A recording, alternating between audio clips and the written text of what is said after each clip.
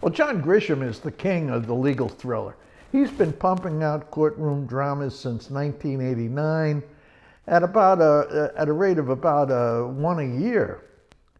I just finished his latest one. It's called The Widow. Now, usually, but not always, John Grisham writes a kind of David and Goliath story. You know, there's a young, ambitious lawyer who looks an awful lot like Tom Cruise, and he takes on some big, evil, miserable corporation. Now, with this book, John Grisham's trying something, I think, a bit different. He's stepping into whodunit territory. This book is a small-town murder mystery, but with some courtroom fireworks thrown out. Let me give you an idea of the plot, and I'm going to try to avoid any spoilers. There's this small-town lawyer named Simon Latch in Virginia or West Virginia, I forget which, and Simon Latch's life is basically a dumpster fire. His marriage is falling apart, he's drowning in gambling debt, and for sure his legal career is going nowhere fast.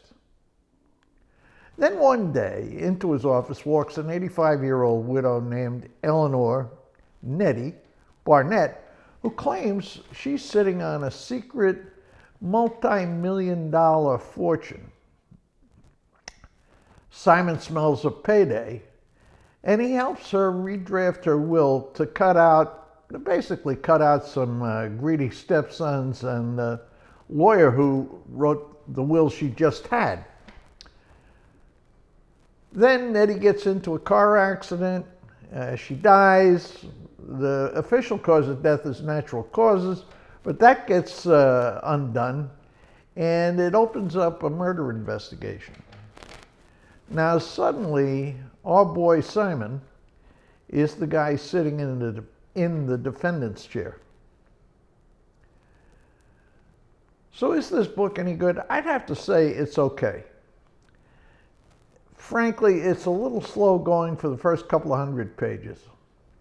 There's lots of lunches, lots of domestic squabbles before anything actually happens. But once Nettie dies, the book really takes off. Everything surrounding the trial, the investigation, all the rest of it is really well done. Exactly what you'd expect from John Grisham. It's fast-paced, it's suspenseful, and it seemed pretty realistic to me. Now, I know hardly anything about criminal practice, but I'm going to bet that there's a lot of boring stuff that, thankfully, John Grisham leaves out. Now, the big reveal at the end feels a little bit like it was pulled out of a hat at the last second.